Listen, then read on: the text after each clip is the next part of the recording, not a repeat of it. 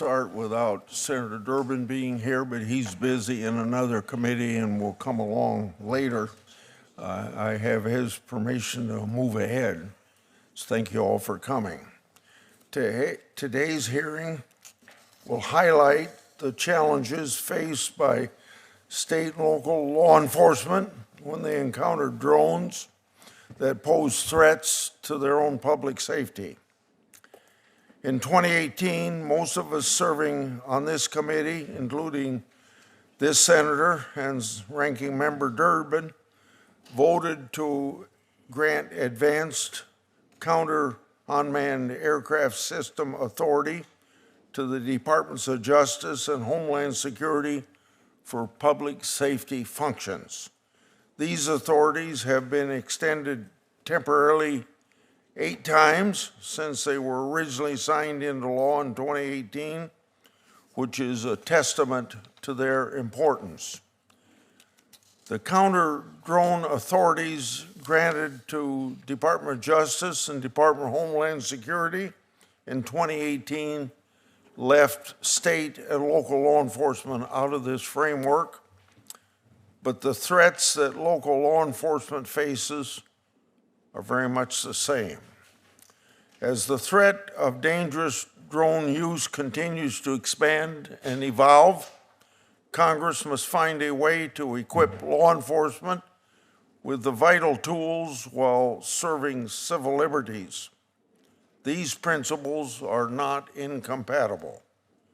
Notably, the drone industry itself has been asking for clear rules and responsibly deployed counter-drone authorities by state and local law enforcement for several years now.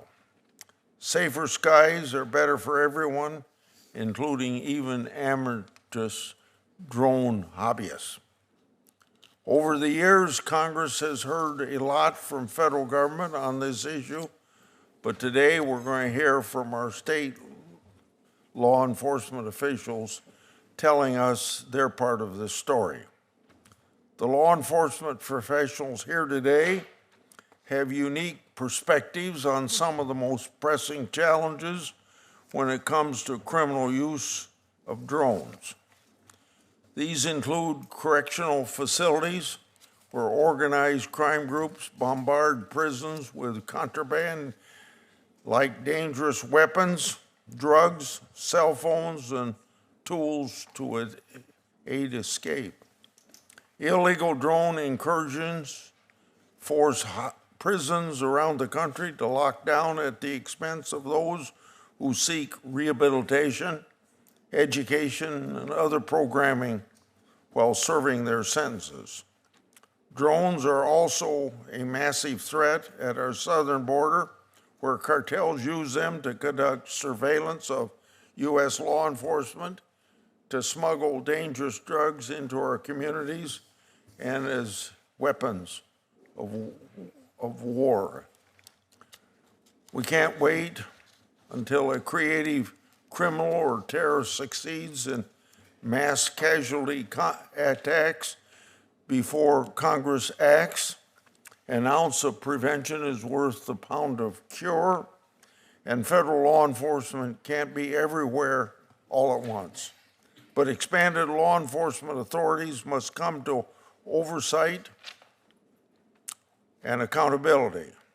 Our witnesses today will tell you and our committee that they're not afraid of oversight or accountability. They're already taking oaths to defend the Constitution as well as their committees. I will play a 1-minute video displaying some of the creative and disturbing ways that criminals use drones. As it currently stands, there's very little our state and local law enforcement professionals can do about them, and that needs to change, and that's why we are having this hearing. Would you start the television. Drug cartels are now using drones. Smuggle drugs and other contraband inside multiple Georgia state prisons. U.S. law enforcement officials could not immediately quantify the number of drones, type, or amount of drugs encountered. The cartels authorized the use of weaponized drones, explosives against CBP personnel and U.S. law enforcement down there at the southern border. And you can quite literally see a bomb drop from this drone and actually make contact down there. In recent years, drones have become a popular method of dropping contraband into prisons. They've seen drones operated by Mexican drug cartels that are observing U.S. military personnel along the border. They can move 5 to 10 kilos of drugs across the border. So they are warning now that they might be using these weaponized drones against U.S. personnel on this side. So definitely cause for concern there. What should I do? So don't introduce them. No, go ahead. You'll introduce our witnesses and then Okay. Now, if Senator Durbin wants to give his opening statement when he gets here, I'll call on him at that time. And he was going to introduce his witness. I'm going to do that for him. Is that right? Correct. Yeah. Okay. Our first witness is Captain Troy Wilson. Captain Wilson joined the Texas Department of Public Safety in 1993. Captain Wilson is the Texas Ranger Division Unmanned Aircraft System Program Coordinator. Currently, the Texas Department of Public Safety has approximately 402 UAS aircraft and 384 pilots. The Ranger Division that Captain Wilson coordinates has approximately 67 UAS pilots and 108 US aircraft. Captain Wilson is uniquely qualified to discuss the growing drone threat along the border. Next is Senator Sergeant Robert Dooley. Sergeant Dooley is statewide UAS counter UAS coordinator with Florida Highway Patrol. Sergeant Dooley has more than 23 years of service as a Florida State Trooper and has developed and led the Florida Highway Patrol's UAS program since its inception. Sergeant Dooley has a broad range of experience that includes working with other partner agencies at the local, state, interstate, and federal levels, as well as lawmakers, state attorneys, and other community stakeholders. Finally, we have President Ricky Dixon. Mr. Dixon serves as Secretary of Florida's Department of Corrections and is also currently serving as president of the American Correctional Association. Mr. Dixon began his career in corrections in 1996.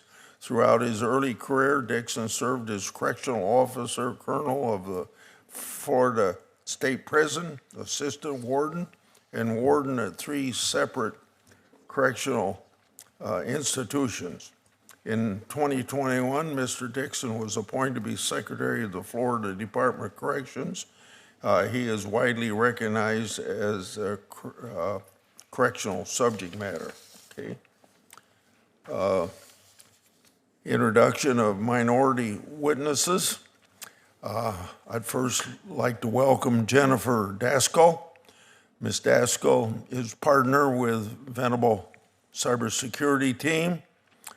She recently served during the Biden administration as Deputy Homeland Security Advisor, Principal Deputy Legal Advisor to the National Security Council, and Acting General Counsel for the Department of Homeland Security. I also welcome Laura Donahue, Professor of Law, Georgetown University Law Center, and Faculty Director of Georgetown Center of National Security and the Law. She is a recognized expert in national security and privacy technology and constitutional law as experts on drone. Now I would like to do what we customarily do, swear the team, so would you please rise? And I'd like to administer this oath. Do you swear the testimony you're about to give before this committee will be the truth, the whole truth, and nothing but the truth? So help you God. I've seen a positive response from all of you. Thank you very much. Now we'll go my left to my right, so we'll start with Mr. Wilson, Captain Wilson.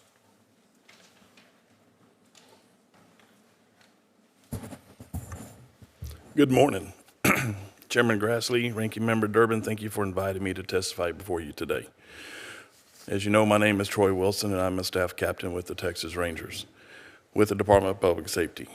My responsibilities also include overseeing drone operations within the Texas Ranger Division. Texas Ranger Division has been operating UAS on the Texas-Mexico border since 2019. Currently, each week, we are sending 4 Special Operations Group ground teams to the border. Each team is supported by a 2-man UAS team. We have operated along the border from El Paso to Brownsville, and these teams work very closely with U.S. Border Patrol in air marine operations.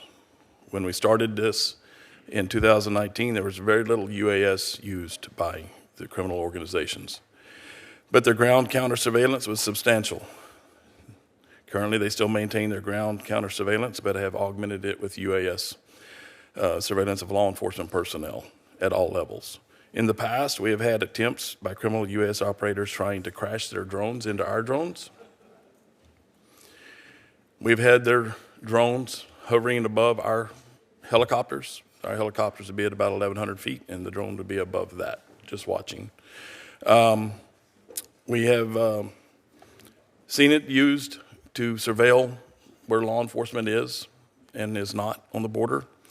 And most recently, about a month ago, one of our drones was mitigated by a cartel across in Laredo, in Nuevo Laredo. Transnational criminal organizations use unmanned aircraft along the Texas-Mexico border presents a significant evolving threat. These organizations are increasingly leveraging UAS technology for intelligence gathering purposes, which enables them to exploit border security operations. Over the past 12 months, from April of 24 to April of 25, Texas DPS-owned sensors have identified 1,216 UAS border incursions. We know this is a fraction of the actual number of incidents, but alarmingly, nearly half of these are ranging in altitudes between 600 and 1,800 feet above ground level. Typical altitude range for where our helicopters and Border Patrol helicopters operate. The increasing presence of U.S. operations in the same airspace of manned aviation introduces an alarming possibility of collisions, endangering the citizens of the state of Texas and law enforcement personnel and equipment. Such incidents critically impair border security operations and endanger lives, underscoring the urgent need for enhanced detection and mitigation systems.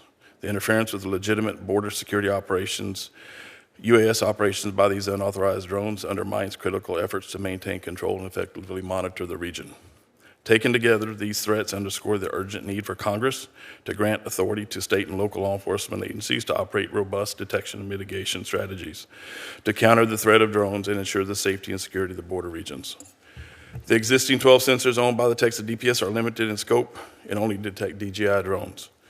This means they make up about 80% of the market, and the 12 sensors cover just 14% of the 1,200-mile stretch of Texas-Mexico border. This illustrates the urgent need to expand sensor coverage both in terms of geography and the variety that UAS can be detected.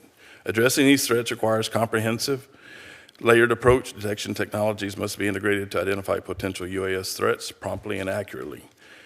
While any mitigation strategies must be implemented with precision to minimize collateral damage, surgical mitigation techniques are essential to neutralize threats effectively without compromising public safety or causing unintended disruptions. Above all, we all understand that any counter-UAS detection, mitigation policy, or practice must abide by any applicable state or federal laws and align with the First and Fourth Amendments.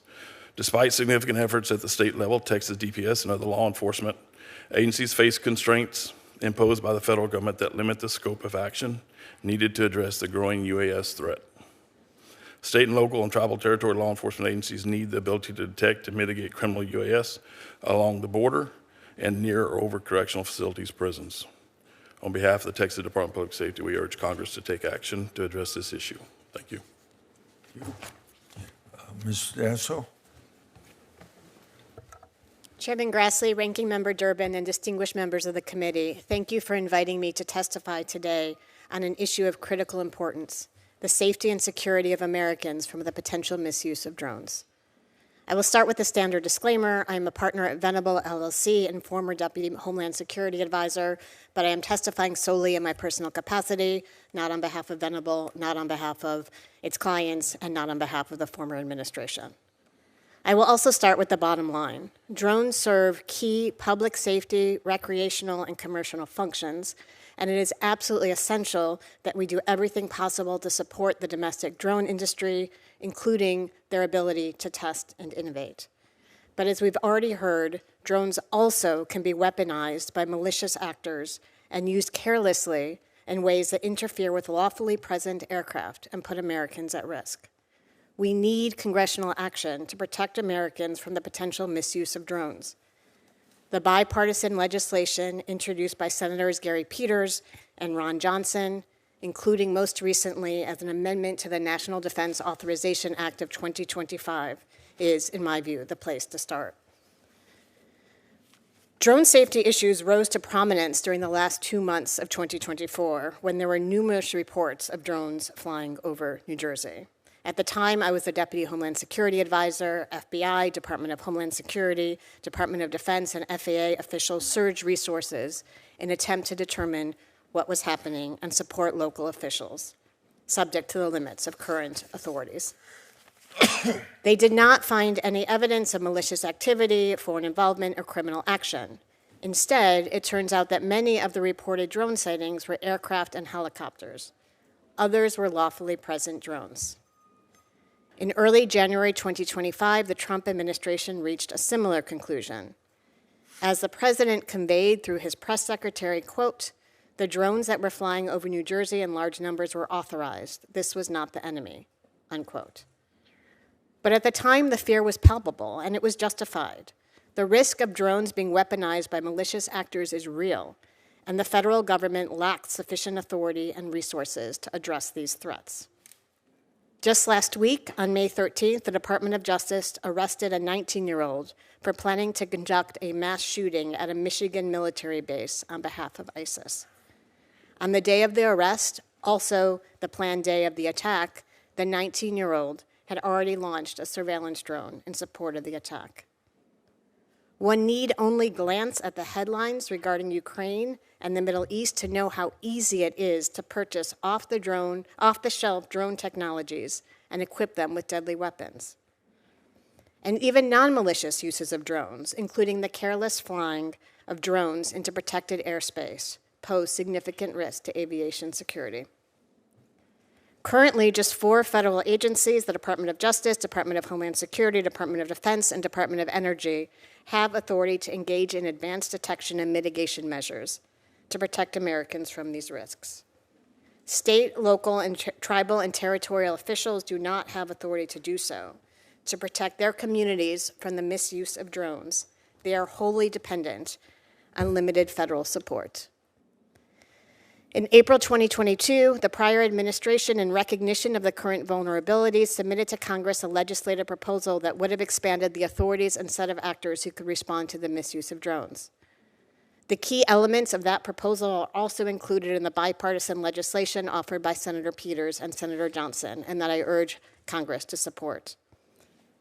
The legislation would do 3 key things. First, it would expand the authority to detect and mitigate threats to airports, critical infrastructure, and public gatherings.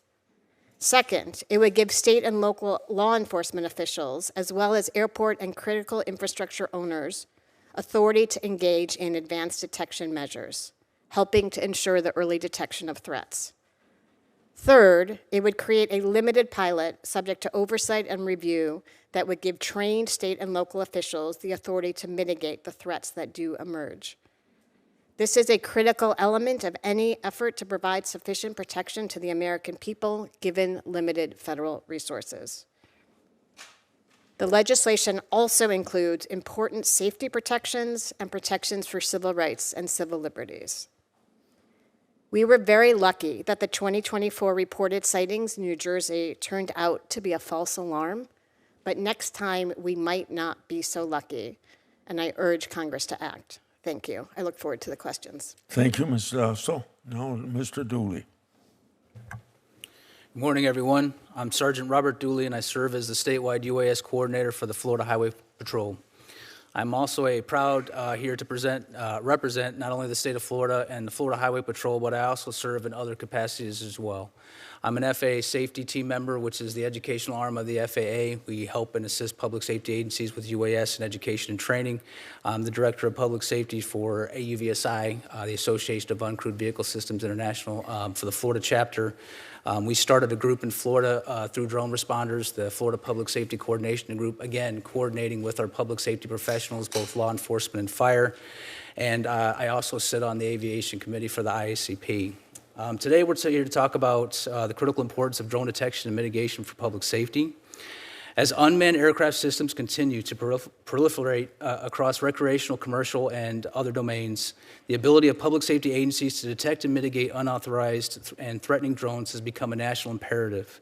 This statement outlines the growing threat and landscape associated with drones, discusses the current challenges in detecting and mitigation, and advocates for urgent integration of counter-UAS capabilities within a public safety framework.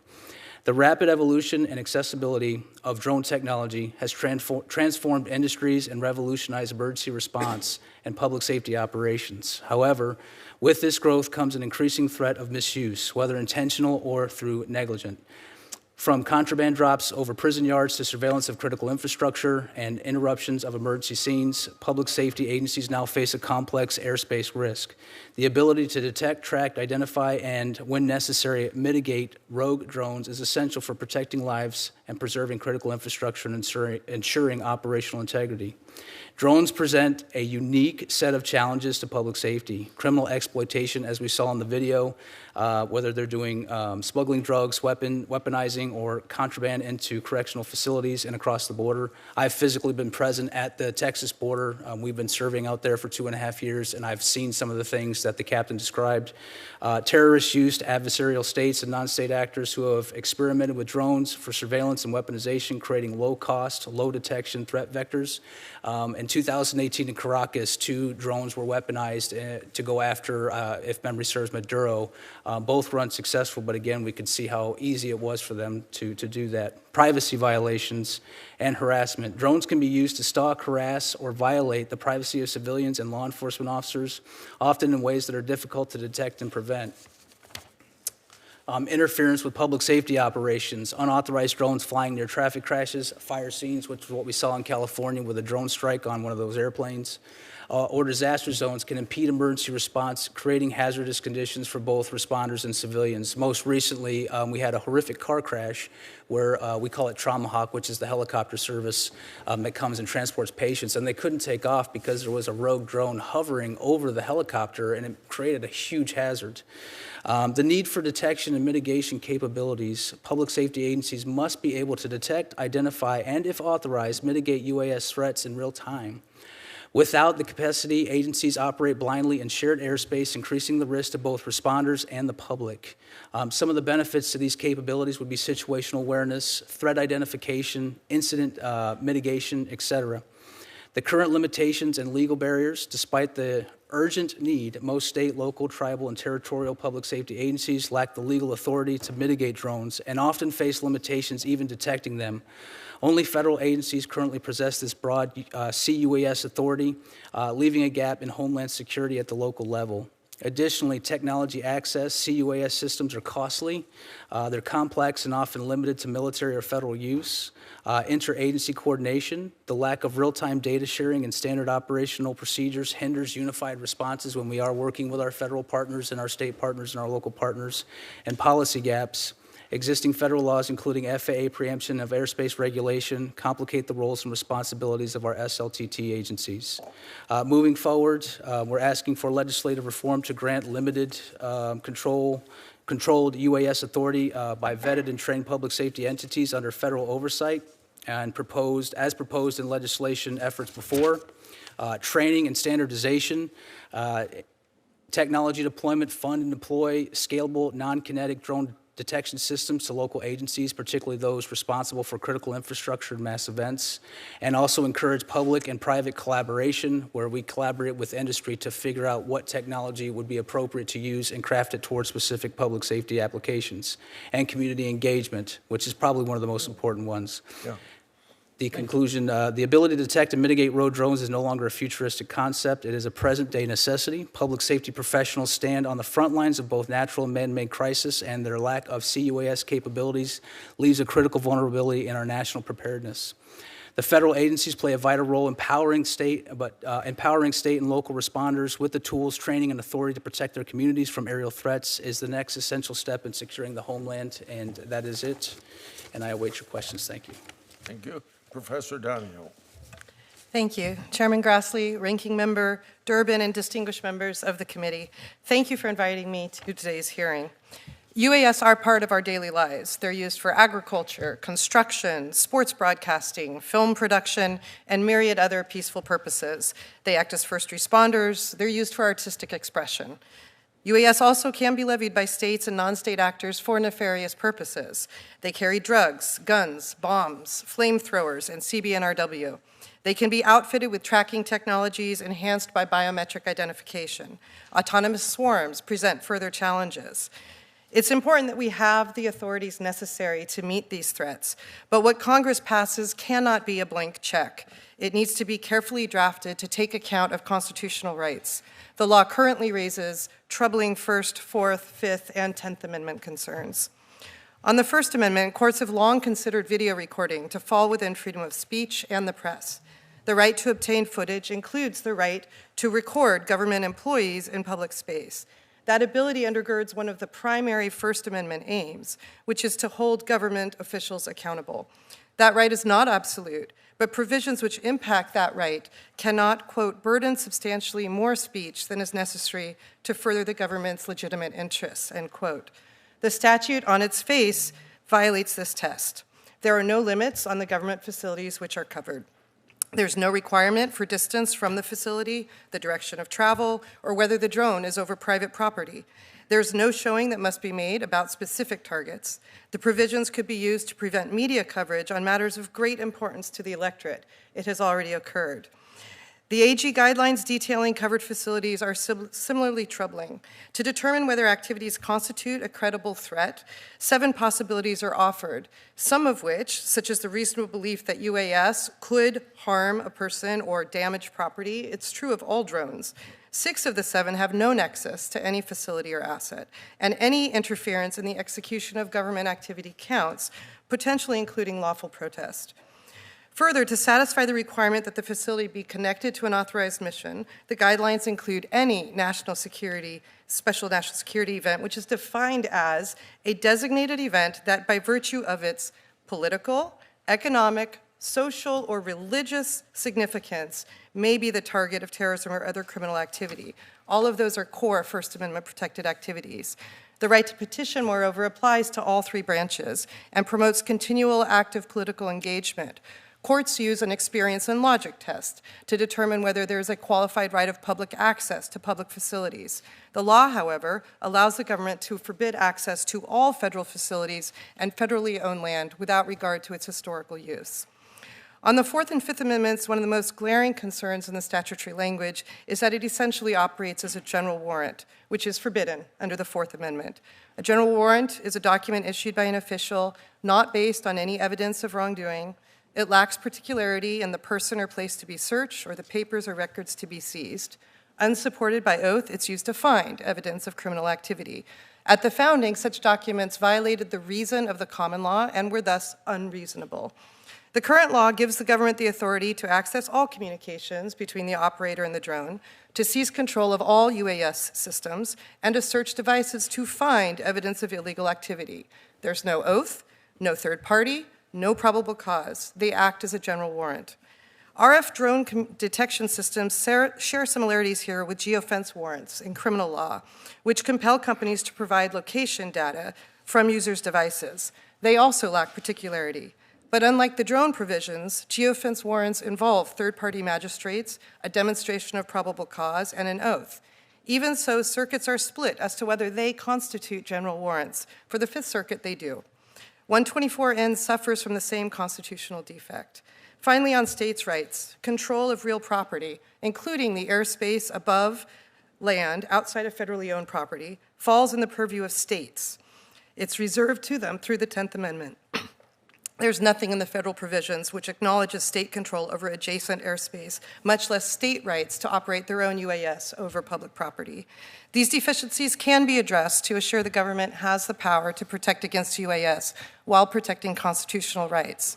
First, Congress could require a probable cause warrant to target specific drones under the protective measures subject to exigency exceptions as well as the border exception.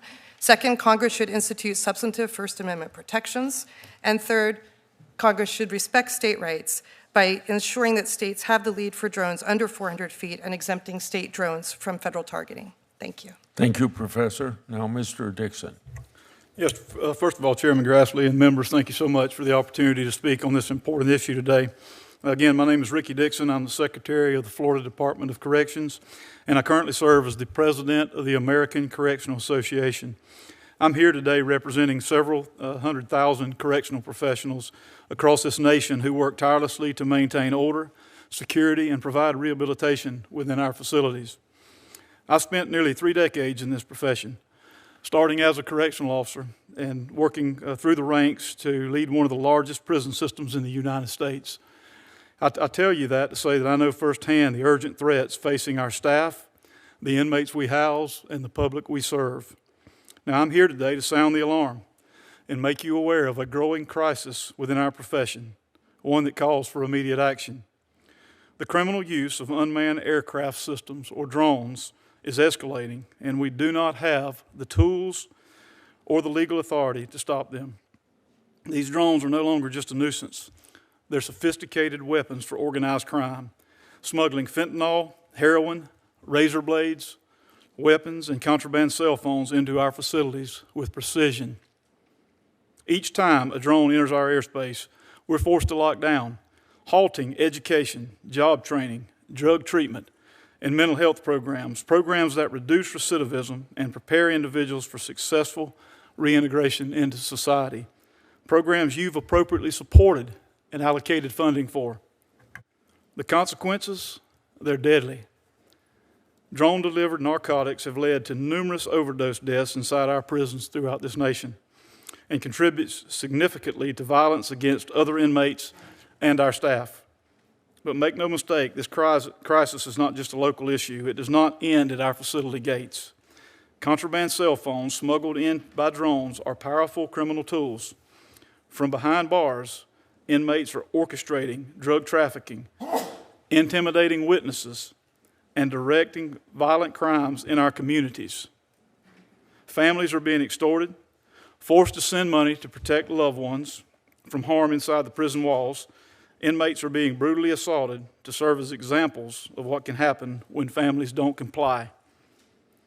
American prisons are turning into command centers for drug cartels and gang leaders, driving crime well beyond our fences.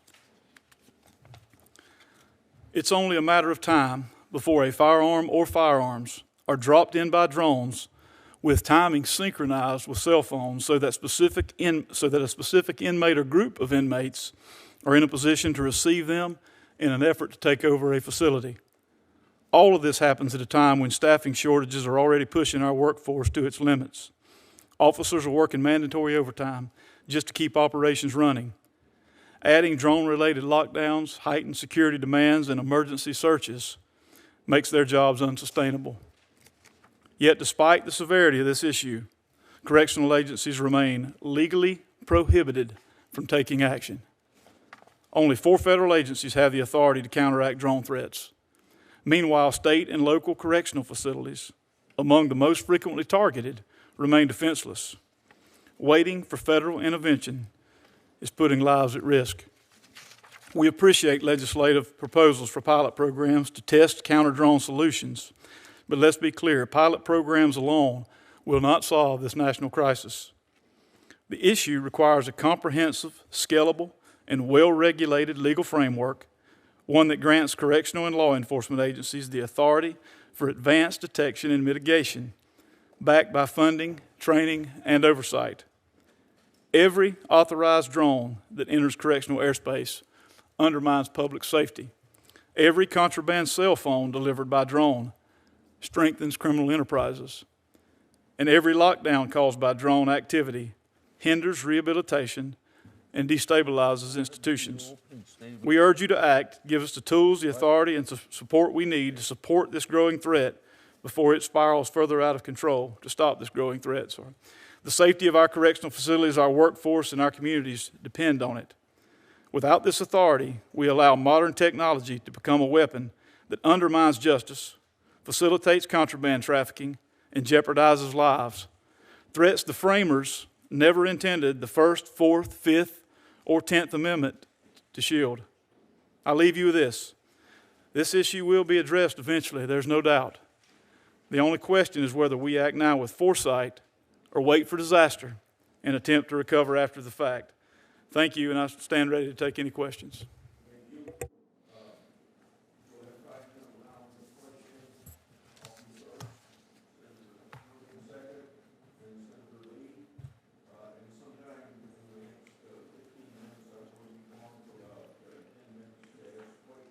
In Finance Committee, so I hope somebody on my side of the aisle will take over while I'm gone. Captain Wilson, in your testimony, you mentioned an incident in which Texas state law enforcement drone was actually mitigated by a Mexican cartel members. Can you please elaborate on the challenge that you face from cartel drones and speak to the safety of the risk of your department faces by not being able to employ the same technology that cartels have started to use against U.S. law enforcement? Push your button. That would help, wouldn't it? Yeah. Mr. Chairman, that in 2019, they started the ground surveillance. They would follow us for an hour and a half, 2 hours back to our hotels from where we were working on the border. People are sitting in a tree or sitting on a fence line. All they're there for is to scout for us, for law enforcement, for federal, state, local law enforcement. UAS has increased significantly since then to now where they're, like I mentioned earlier, they're trying to crash drones into our drones. They're hovering over our air helicopters at 1,600 feet, clearly in the above 400 feet, and presenting a clear danger to any manned aviation in that area. In last month, we were mitigated by the cartels. We're in conversation or in communication with U.S. Border Patrol. They had asked us to see if we could. They had a detection over in Mexico, and were asked to see if we could find the pilot for that drone. After a little bit of time, we were able to locate that pilot and follow him. There was communication with Mexico to try to get the government there to respond. And as they were responding and before they got into the area, the criminal drone came down and departed the area. We continued to stay with the pilot and his co-pilot, if you will, to eventually our drone lost connection and was mitigated by the cartel, as we found out later, and crashed about 1,000 feet away from where the mitigation took place. Thank you for that. Sergeant Dooley, you and your office provide support for federal law enforcement at mass gatherings and during protective operations. I'd like to have you elaborate on your role providing this support and explain how enhanced counter-UAS authorities would better enable you to support federal partners. Yeah, so that's a huge request we get. A lot of our federal and state partners know that we have the ability to do that. In most cases, our federal partners, their equipment is much more sophisticated than what we're allowed to use, but it is of still use. That's the number one question I get when they ask for our help, when we're using our equipment to help them in their detection, is can we mitigate? And of course, my response is no, we can't do that. They have a desperate need, I think, for a force multiplier and a support from the state. When we especially have our federal partners who rotate in and out from certain details and come to Florida, they're not the same people normally over and over again. So when they come down and they are not terribly familiar and we educate them on what our capabilities are and how we were supporting them already, again, over and over again, can you help us mitigate? No, we cannot. Our technology is passive. We use radars, cameras, remote ID, et cetera. We don't get into hacking and RF and all those things. But again, it still helps. It's just not on the level that they can perform those same duties. But it is a huge request that we get for those capabilities. And on top of that, I will get phone calls from our federal partners as well when they do have a request, because most of the requests that our federal partners get can't be fulfilled. They don't have enough resources and equipment, et cetera, to cover all the requests. And they'll call me, and again, I can't perform some of the same duties that they can, so in some cases it is of no use, because what they need specifically is the mitigation or the ability to detect on a higher level than what we're able to provide. Mr. Dixon, in your testimony you mentioned the dangers that drone-delivered contraband like weapons and cell phones present to prisons. Elaborate on the threat of contraband cell phones to prison security. Sure, Mr. Chair. It's, cell phones and drones combined are a few of the most critical security threats we have right now. The irony in this is cell phones or drones deliver cell phones, and the very cell phones that are delivered are what is used to coordinate additional drone deliveries. Everything bad that happens in a prison usually starts with a conversation. So if we intercept or prevent the cell phones that are delivered by drones, we reduce a significant amount of the violence. As I mentioned in my testimony, cell phones are used to extort families, to maintain criminal networks on the street. As I mentioned, prisons in some cases are command centers for drug cartels because they continue their criminal enterprises. If we eliminate cell phones and drive the communication back to our state systems, we have sophisticated tools to monitor those systems, whether it be on our tablets or our institutional phone systems. But when they circumvent that through cell phones that drones deliver, it's one of the major issues we have to combat. Thank you, Senator Durbin. Thanks, Mr. Chairman. Let me apologize for coming in late. I had another hearing in appropriations with Secretary Kennedy, and I'm sorry I missed the opening. Special thanks to Ms. Daskell and Professor Donahue, our witnesses that I was not here to introduce. Thanks, Senator Grassley, for doing that. So I'm sure most of us were watching the Cubs-Sox series in Wrigley Field this weekend, and I was struck by the fact that they were doting on the capacity they had with a drone to show images of Wrigley Field from angles and perspectives never known before. It was beautiful, and the Cubs won, so it was a good day all around. But it raised a question in my mind that I wanted to pose to several members of the panel here. If I were sitting in Wrigley Field with a friend or son or granddaughter, and I saw a drone overhead, I would want to be sure that it was a safe and friendly drone. I don't know that when I'm sitting there. Somebody has to find out, or at least ask the question. With over 1 million drones in our country today, and drones possibly hovering over fields of sports and other things, it raises the question of who's going to monitor that activity to make sure these are safe vehicles, air vehicles, that don't endanger anyone. At the same time, those drones could be gathering information, not so much at a ball field, but maybe even a wedding or someone's home. There's a privacy angle there too. Who's protecting the privacy of the people that they are broadcasting or gathering information on? So I'd like to ask Professor Donahue, how do you balance this?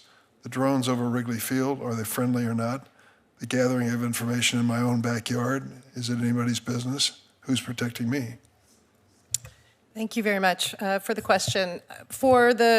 As a matter of large-scale outdoor events, for instance, most states have regulations and laws in place that prohibit the flight of drones over certain large-scale events. They require that there be agreement, some consent from the property owner or from the venue owner in order, or some sort of contract in place.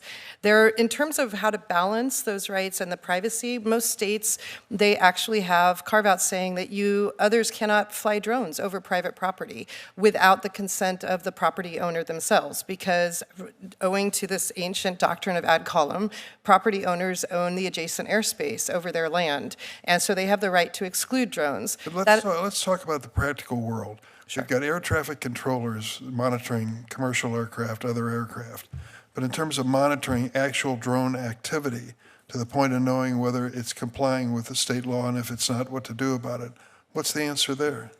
Anything below 400 feet is within the state domain. That is adjacent airspace. How is it enforced?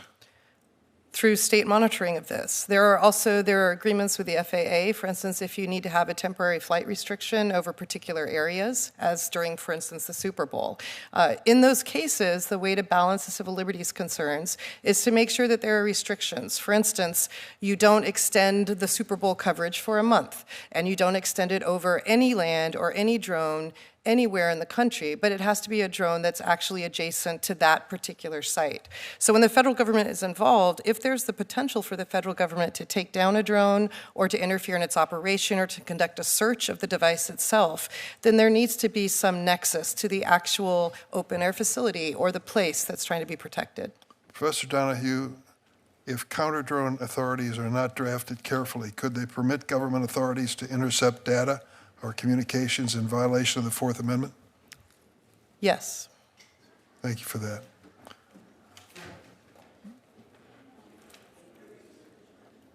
Mr. Chairman? Senator Lee. Thank you, Mr. Chairman. Thanks to each of you for being here. Over the last 15 years or so, drones have become increasingly a part of our lives. They've been used not only by the military, by law enforcement, by immigration authorities, but also by businesses, hobbyists, and other kinds of enthusiasts. Yet, in some instances, drones can present threats, grave threats, pretty dire threats. Meanwhile, the current regulatory framework creates a problem insofar as it inhibits state and local law enforcement from adequately addressing those same threats that can be uniquely posed by drones. That's why I introduced a bill called the SHIELD U Act, Stopping Harmful Incidents to Enforce Lawful Drone Use. And this legislation, once enacted, will help state and local law enforcement by giving them authority on a limited, constrained basis that they need in order to protect their citizens and their communities from those who would use drone technology to harm the public. Sergeant Dooley, let's start with you. Now, you've testified about the limitations imposed by federal law that effectively prohibit state and local law enfortement, in fact, they expressly prohibit them from effectively utilizing counter-drone, counter-UAS systems. This bill that I refer to, the SHIELD U Act, lifts some of those restrictions. How would passing that bill and granting limited counter-UAS capabilities enhance state and local law enforcement and your ability to protect the public? Well, number one, I agree with almost everything that was said earlier is we do need some significant oversight. We need accountability. We need training. We need all these things. Like someone like me shouldn't exist where I had to figure it out on my own because there was Well, you should exist. Well, but you understand what I'm getting at. There should be some type of oversight, guidance, and training where we could establish that. And then when this was rolled out, it would be controlled. Like, how would you mitigate something? Okay, why would you even set up a system in the first place in a particular location? Justify it. Why are you here? What are you going to do if you saw a drone in the airspace? Are you just detecting it that it's there and it's minding its own business, or is it a threat? Why did you do what you did? But the bill would dramatically increase our ability to keep critical infrastructure, VIPs, other mass like sporting events a lot safer, and people like to the other senator's point, when you see a drone flying over the Cubs game, is it a friend or foe? And that's what we would like to do. Not necessarily interfering, and again, regulating what exactly is being detected. Remote ID, for example, it's not great. It's hard to detect at times because every drone broadcasts it slightly differently. But if you were doing standard RF detection or something of that nature where it's only picking up what type of drone it is and serial number, it's not telling you anything about the operator or the person operating it, nothing personal, right? We still have to go and follow the legal process to get that information. I think it would be of great use and of great help to public safety if used in the proper way. That's a great point. I like the way you phrased it. I mean, it reminds me of an analogy Robin Williams once referred to, the unarmed English Bobby, who, being unarmed, upon seeing the commission of a crime, yells, "Stop," or "I'll yell, stop again." But if you can't do more than that, there are going to be problems, and that's something we face with drones. Captain Wilson, let's go to you next now. You've highlighted the need for counter-UAS capabilities at and near the border.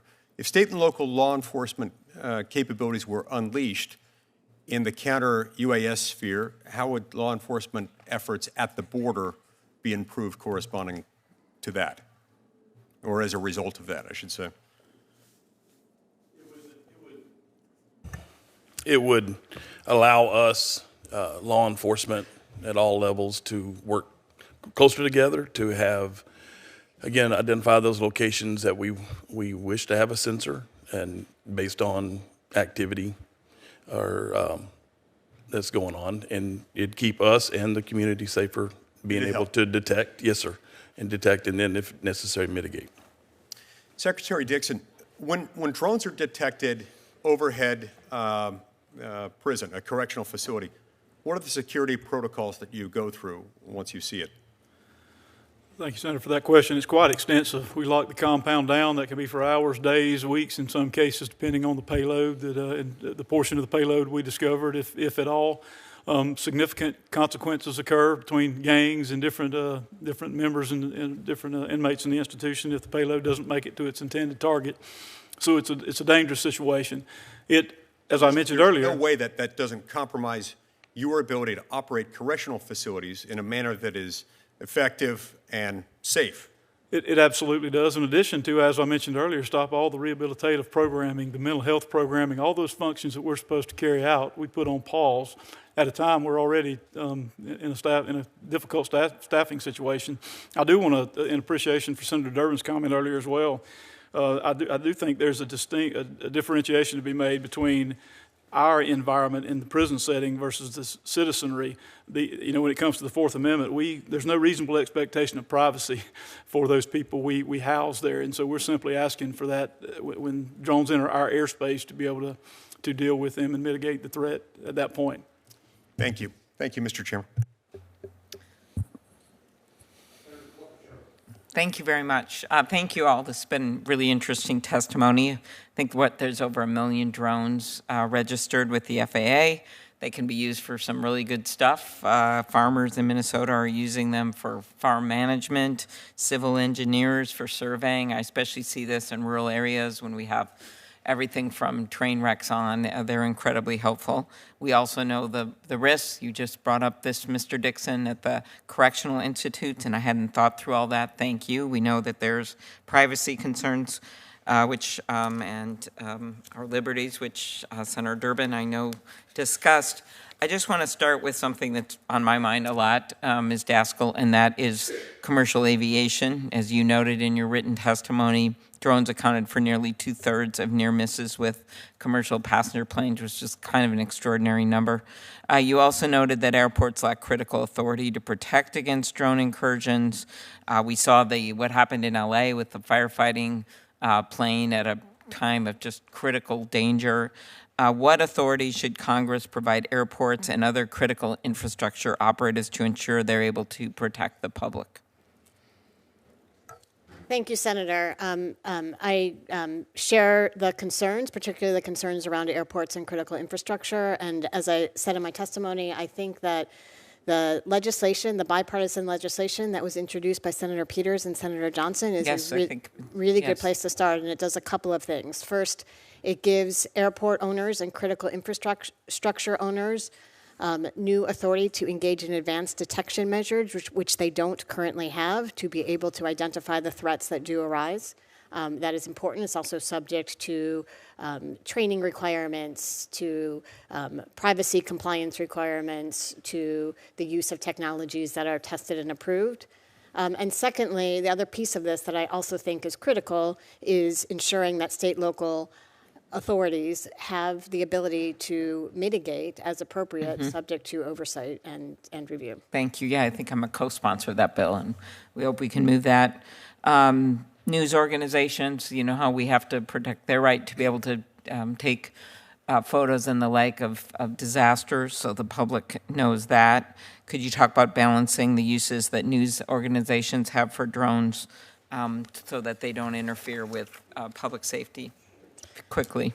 Yes, absolutely. So as you know, Senator, the FAA has the authority to put in place temporary flight restrictions for a range of reasons, including safety and security reasons. There is also a process by which media organizations can seek waivers in the event that there are temporary flight restrictions in order to engage in First Amendment protected activity and to ensure that the public is made aware of critical information, and those waivers, that process needs to continue. Okay, thank you. Sergeant Dooley, in your testimony, written testimony, you suggested granting state and local law enforcement limited counter-UAS authorities subject to standardized training and certification. There are examples of this across law enforcement. For example, all bomb technicians across the country are trained at the FBI's Hazardous Device School. How would you envision this standardized training? Number one, it would have to come from, I think, one of our federal partners that's already been authorized to do this and has been doing it. They would have the most experience. Number two, I don't think that everybody necessarily would need this right off the bat. I think there should be some level of credentialing as to different levels of detection and mitigation as well. You may have like a multi-tiered approach of someone that just can simply detect and do nothing about it because whatever reason, and then you go down the list, and then you may have more critical infrastructure or maybe a higher profile target area that may need those additional permissions. I think that you should have, like, for example, like just to be a drone pilot, I have to get a Part 107 airman certificate, right? I have to register my drone. There's a process in place. When I wanted to drive a car, I had to go take a driving test. Like, there's tests for everything. I wanted to be a trooper. I had to go to school. I got it. Yeah, so this is no different. I think we could figure it out to where there would be different levels. Got it. I think one of the four should definitely be the starting point. Okay, thank you. My last question, Mr. Dixon, you talked about things being smuggled in through drones into prisons. You also noted that correctional facilities are legally prohibited from employing counter-UAS technology. Could you talk about the threat to correctional officers and inmates at a facility? Yeah, thank you for the question. Absolutely. Anytime drugs are introduced to the compound and the kind of contraband that comes in, it increases the threat. In terms of, I've seen a 98% increase in outside medical trips or security in the last several years, much of that related to the contraband drones bring in. It's one of the most dangerous things we do is take inmates outside of our fence to local hospitals. The violence that's associated with the drugs coming in, the contraband coming in, has increased exponentially since this became a problem. Mm-hmm. And last, just when the drones breach the perimeter, it is obviously a major threat, but what type of counter-UAS authorities do correctional facilities need? And make it quick because I've gone over my time. We need, and we're not resistant at all to oversight and training, but we need the ability to mitigate that threat to a greater extent than we do now to intercept those drones coming over our facility. Thank you. Senator Brett. Thank you, Mr. Chairman. Thank you for holding this hearing today on this important topic. I hear this from people all across Alabama. The lack of drone mitigation authority for state and local law enforcement has become a critical issue. We see it specifically when we're looking at large public gatherings, which includes large sporting events, which my state takes great pride in. And we want to make sure that public safety comes first. Even when it comes to federal installations in Alabama, it's often state and local law enforcement and personnel who are the closest and most capable of actually responding.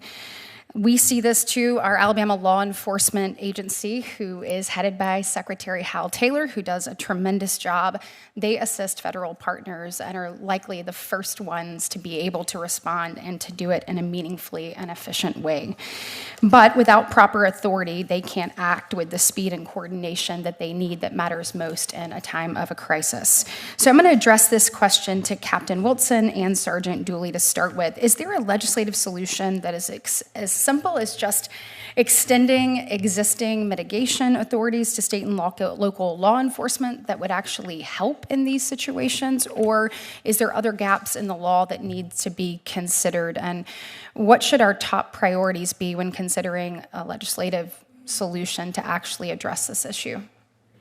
We looked in it extensively, especially when we started working with our federal partners. Those permissions were granted by Congress, right? Mm-hmm. So they can't be delegated. Like, for example, some TFO programs, temporary federal officer programs, where the U.S. Marshals will deputize local law enforcement with certain abilities to do U.S. Marshals things.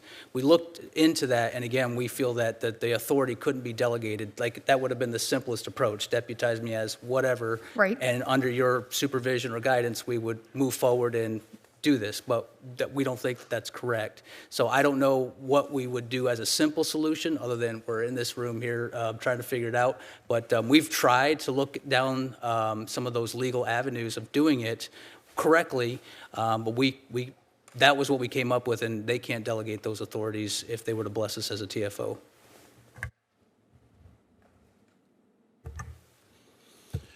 Again, like Sergeant Dooley said earlier, that there has to be training, there has to be some accountability, there has to be transparency for all the agencies that start, and you're going to have to start somewhere with some credentialing of some law enforcement agencies at the appropriate level. So are those things that we could be doing right now? What are things that we could be doing right now to make sure that we're preparing for that we're taking proactive steps to be able to allow state and local law enforcement to have this capacity or this ability in the future?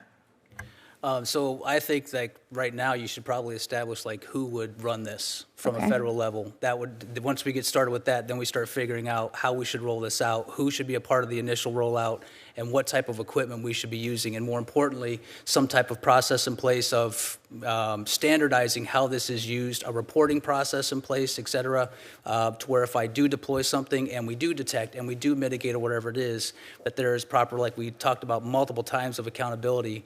So if I'm right, everything's fine, I submit a report. If I did something wrong, we can identify it and either correct it or discipline or whatever the case is. There has to be right or wrong. We have to have transparency to do that. But I think we should identify a federal entity of some sort that should control this, moving out towards public safety. And is the training in place now to be able to make these moves? No, ma'am. No. So we would need to be able to invest in that as well? Yes. Okay. I want to turn to you, Secretary Dixon, in my last few minutes. In Alabama, like most other states, we have seen an increase in drones using to fly contraband into correctional facilities. As you have testified today and spoken with my colleagues about, that presents a real risk, not only to inmates, but obviously the officers as well. Based on your experience, can you kind of explain to us some of the unique challenges related to drone mitigation when it comes to to a correctional setting, and how those should inform us as we're looking at potential legislation? Thank you, Senator. One of the most significant challenges is they come in and we don't know they're there. Often they fly, sometimes they fly high, they're fast, they're swift. So often the contraband is delivered and we never saw it coming, so we're defenseless. We have limited systems that help detect when they're coming in, but not nearly as advanced as they should be and as the technology is capable to deliver right now if we had the federal authorities we need. And I would just like to add, not to be melodramatic, but I would encourage us to act with the same sense of urgency that we would if we were watching on the news right now that multiple automatic weapons were just delivered into one of our compounds by drone and to gang members, and they escaped or harmed or killed other inmates or staff, because that is a very likely scenario. That's not being an alarmist, that's very likely. And I'm not implying we're not, it's why we're here today, and we're so thankful that we're having this discussion. Well, thank you so much. Thank you, Mr. Chairman. Senator Moody. Well, thank you. It's not too often I get to go behind my fellow junior senator. That's right. Thank you, Mr. Chairman, for holding this hearing, and for all of the witnesses for taking time away from your jobs and your families to be here in Washington, especially to my fellow Floridians. Very proud of you. Thank you for being here and representing the great free state of Florida. I think something that resonated, Mr. Dixon, what you said was act with a sense of urgency. Something that we in Congress don't take to heart a lot around here. As a mother, I certainly do, because I know what we do right now in this Congress will protect or leave vulnerable many Americans and certainly our children. In Florida, we are home to many military installations. Certainly, we have 3 combatant commands in our state. The sensitivity of what is taking place within the state of Florida, not only on military bases, also on our Space Coast. Most of our launches are done from Kennedy Space Center. So we have a lot of sensitive personnel, information, movements, commands right in the heart of Florida. And I know that Sergeant Dooley with FHP, you are coordinating the UAV program there, and you assist when there are incursions in military space and violations, and use state assets to help with that. I want to thank you for being an expert and for your attention on that. One of the things that I have been trying to highlight and have passed legislation to do is to stop visas right now, student visas particularly, from the Chinese government, because they have laws in place right now that require their citizens to gather intelligence and work with the CCP, and yet we're importing 300,000 a year into the United States. And particularly, I want to point out an example. In August of 2021, we allowed in to study one of these students to study at the University of Minnesota, and particularly thereafter, we're told that he was gathering information from military bases. On January 18th of 2024, the FBI arrested him in San Francisco for operating an unarmed aircraft system in violation of national defense airspace and photographing defense installations. A further investigation found that he had taken photographs and used a drone to photograph the naval base in Norfolk, Virginia. Here on a visa to study at the university.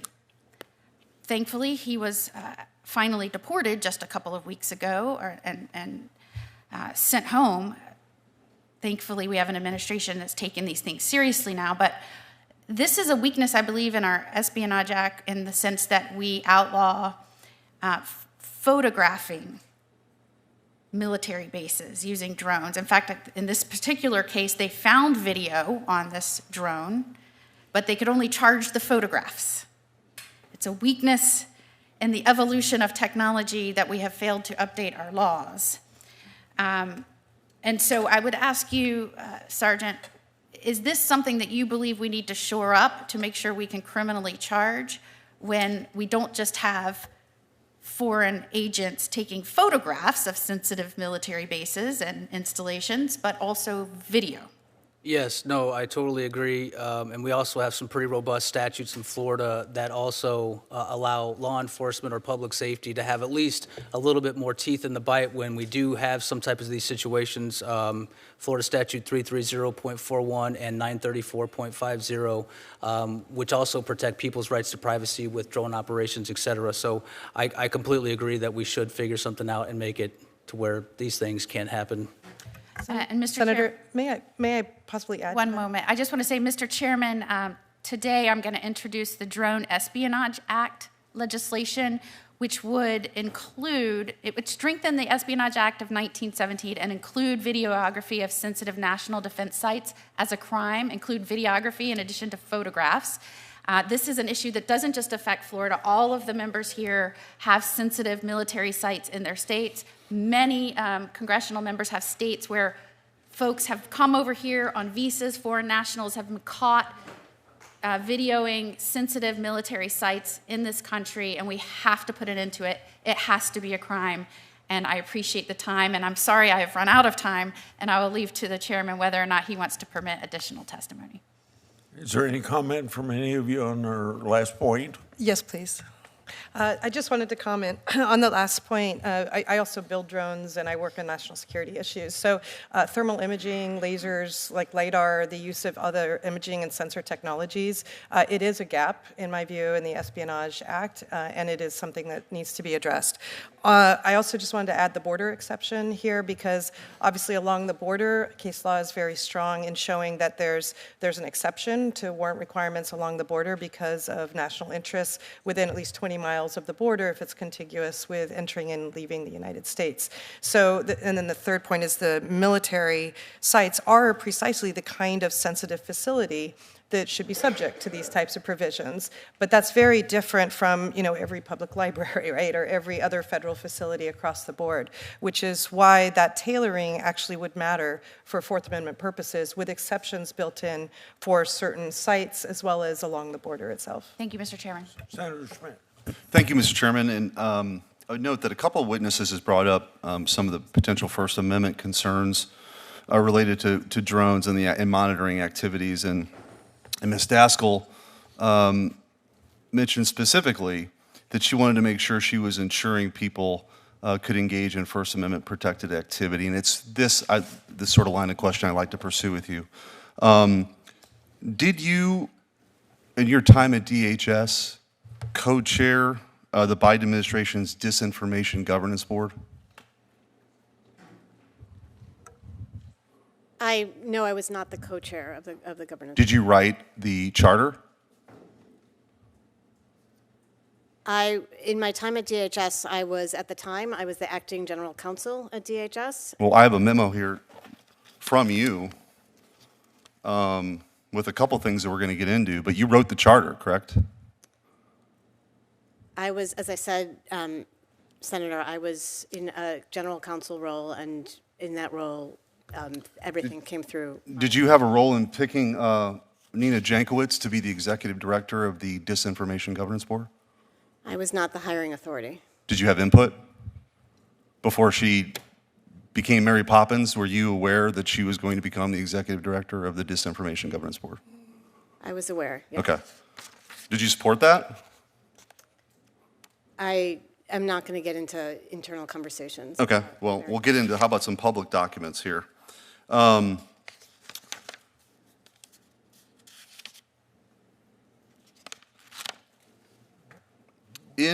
just get into the memo that you authored. On January 31st, 2022, you authored a memo to Secretary Mayorkas asking him to sign off on the charter that you authored. In that charter, there's a few things that you were trying to address, to dispel as relates to misinformation or disinformation relating to the origins and effects of COVID-19. Is your position that it would have been appropriate for the government to work with social media companies to censor points of view that maybe COVID-19 originated in China? Senator, it's my view that it's not appropriate for the government to censor any points of view. Literally, you were a part of the Disinformation Governance Board of the United States of America. My contention is the Orwellian name of Ministry of Truth was already taken, so the Disinformation Governance Board slid right in, and you were a big part of this. I mean, you wrote the charter. You'd also wanted to censor views and dispel disinformation about the efficacy of masks. Another conspiracy theory that the government thought it was their job to dispel. And so I find it kind of rich that you're here expressing concerns about First Amendment concerns about anything. A federal district court judge said this was the biggest affront to the First Amendment in the history of the United States of America, this censorship enterprise that the Biden administration engaged in that you were a big part of. I want to ask you also about, in that memo that you wrote, attached to the charter, there is a proposed time schedule with Twitter For April 28th, 2022, you were going to meet with Twitter executives, including Yoel Roth, who by the head of site integrity, to discuss. It's noted that Nick and Yoel both know the Disinformation Governance Board director, Nina Jankowicz, and the purpose it was for them to become more involved with the Disinformation Governance Board analytic. Were you at that meeting? I do not recall that meeting. You don't recall? Well, it turns out that Twitter actually became very involved in your efforts, didn't they? I was not engaged with Twitter on these efforts. Okay. Well, they were engaged in helping dispel the Hunter Biden laptop as quote unquote a hack and leak, Russian hack and leak operation, which was cited, by the way, in the charter of things to address. COVID-19 conspiracy theories. I just think they don't have a lot of time, and we could do a whole hearing on this. But as Missouri's Attorney General, I happen to bring the lawsuit Missouri versus Biden, which is why I'm so familiar with your efforts. And I think that we would be remiss to not at every point out the people who were involved in this, who would trample individual rights in this country, their ability to speak their mind because they thought the government should decide what the truth was.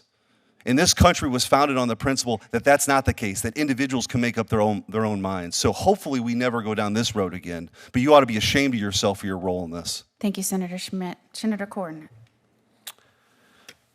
So this topic caused the events of July the 13th, 2024 to come to mind.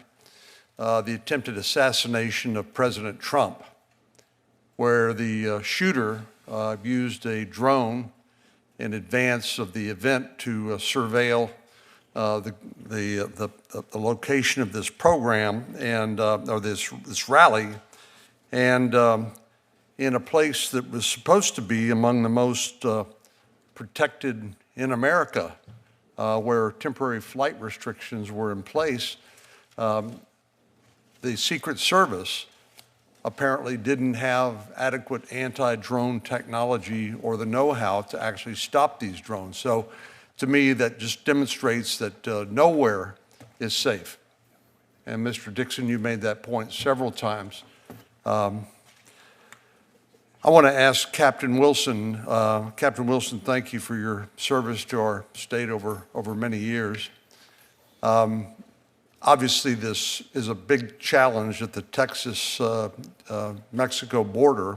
And of course, the Department of Public Safety, you're a Texas Ranger, former DPS officer. DPS has had a lot of experience dealing with border security matters over many years.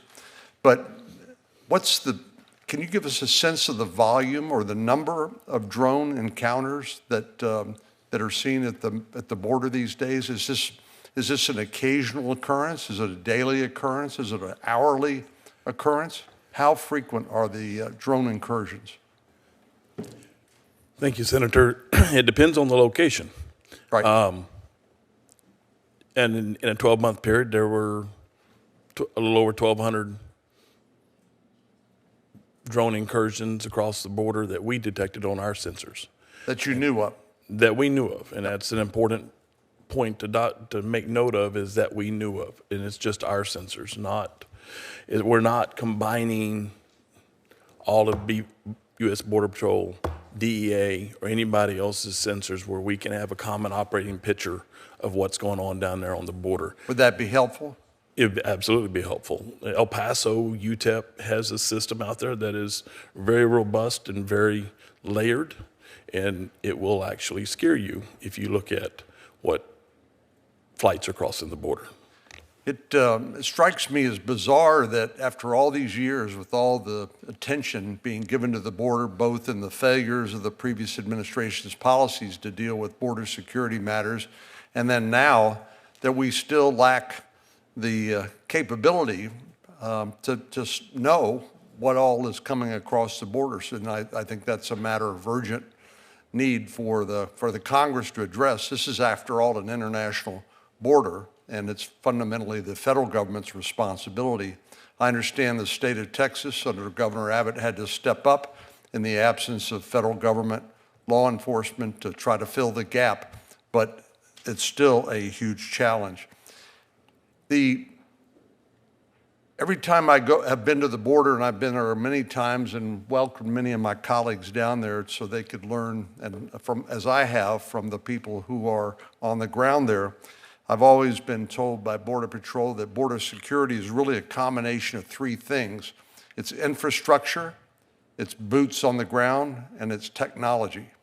But I take it from your testimony that the technology still isn't capable of filling this particular gap. Yes, sir.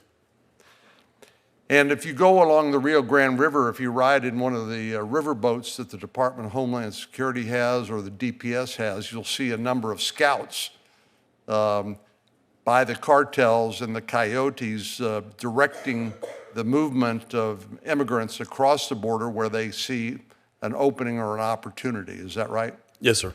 And so these drones provide an enhanced ability to defeat the efforts by the federal, state, and local law enforcement to secure the border. Yes, sir. So let's talk briefly about the scourge of fentanyl. Fentanyl has taken tens of thousands of lives in America. It showed up in every community throughout the country.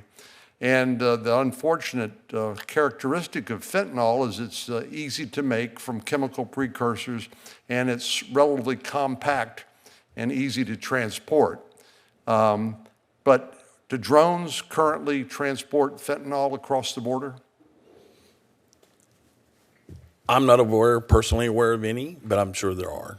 And I know that there's been those instances where drugs and other things have been flown across. These drones are capable of carrying a significant payload, right? Yes, sir. Of whatever is put on the drone.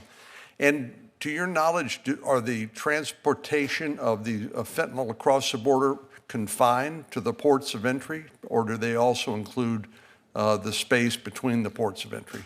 And we're past time, but I'll let you finish that question. Between the ports of entry, yes, sir. And not between? No, between the ports. Between the ports of entry. Yes. Thank you. Thank you, Senator. Well, there's this strange myth out there that the movement of drugs is just across the ports of entry and not between the ports of entry. But that's not your experience, is it? No, sir. Thank you, sir. Thank you, Senator. Senator Kennedy?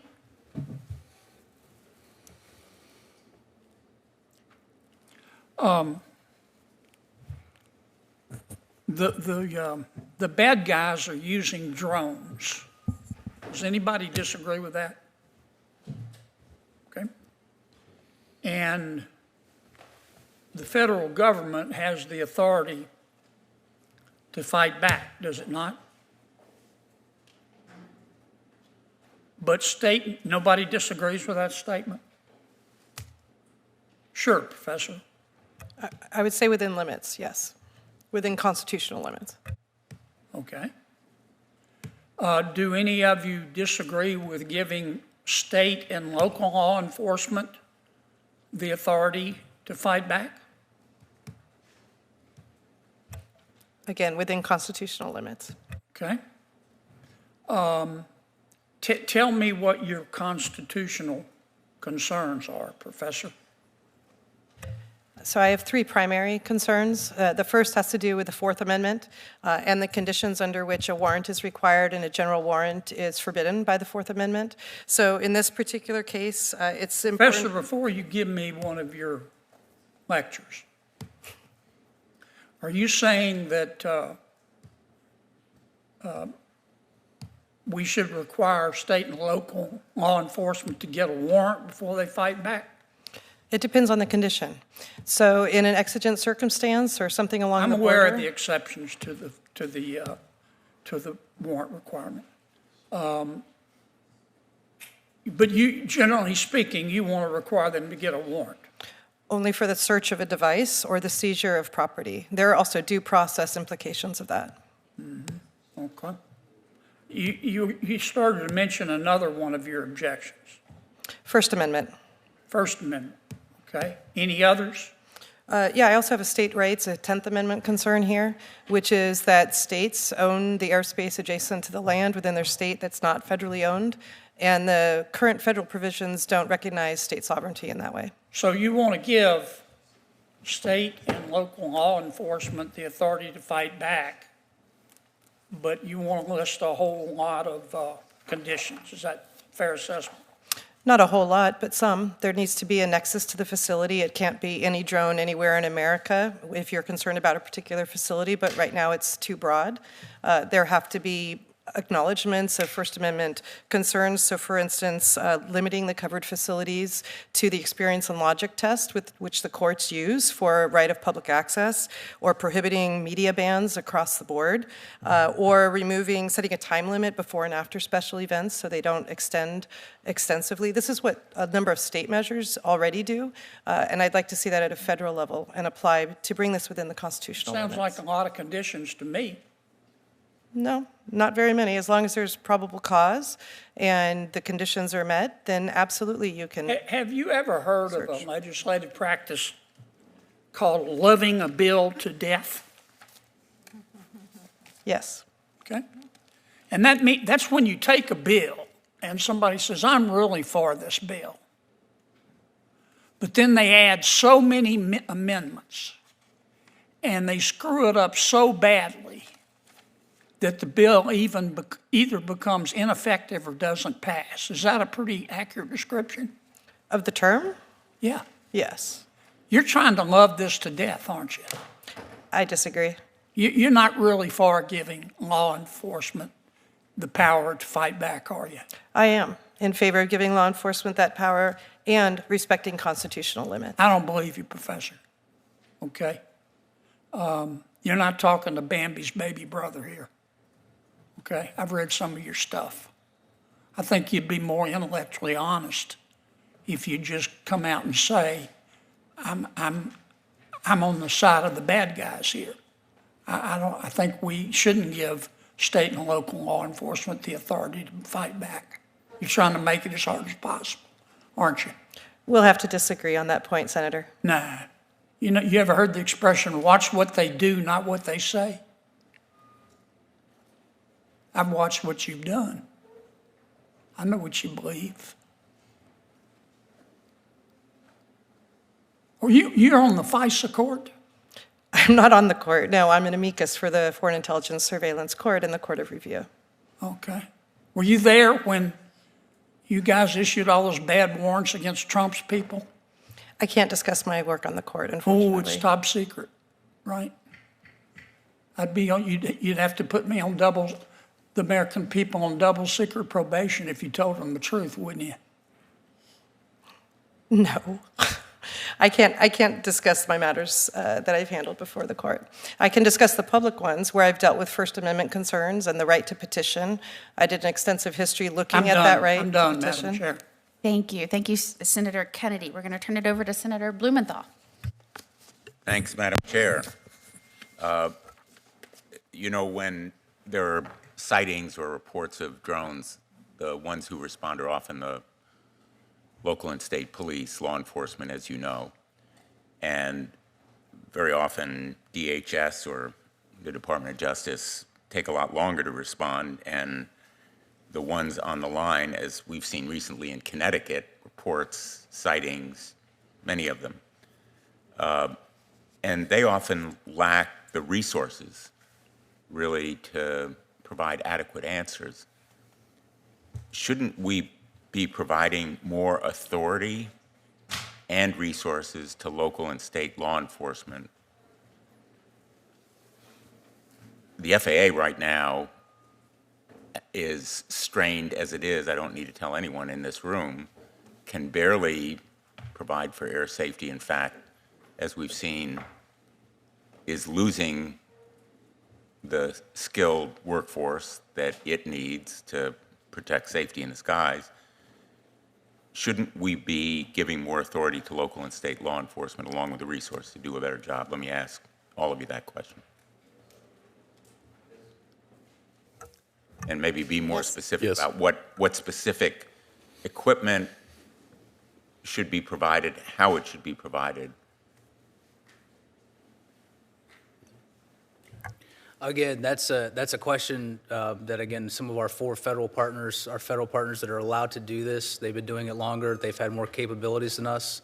Again, like my earlier statement, I think that it should be training, number one, rules and regulations. Someone should not only be fluent with how the technology works, but also FAA rules and regulations, privacy concerns, et cetera, so that when they make that decision to not only detect but mitigate, it's done correctly or as correctly as a human being can make that decision. But I think that that's how you move forward, and yes, they should have the ability, but it should be under certain guidelines and restrictions that they need certain levels of training, certification, education, et cetera, to make sure that when they do detect something, they're making the right decision based on a multitude of different things to either mitigate it or shoo it away. It should be done in that way.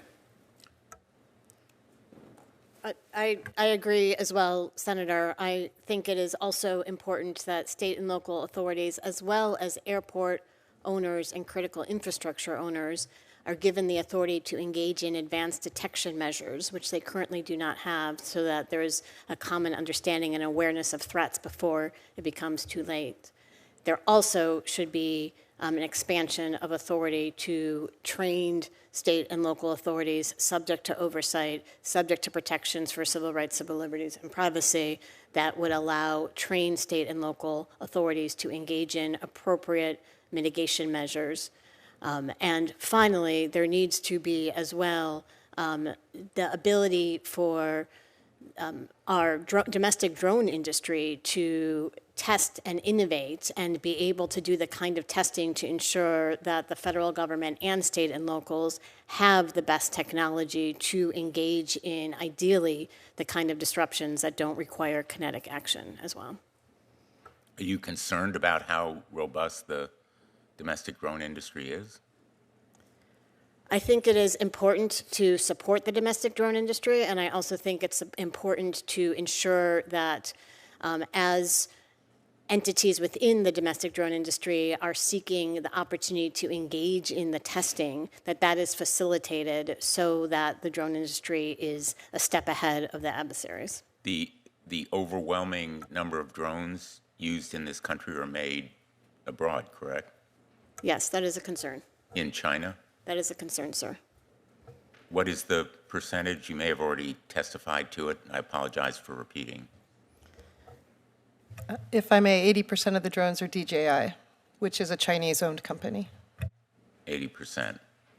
And what can be done to increase the number made in this country and perhaps restrict the number made in China?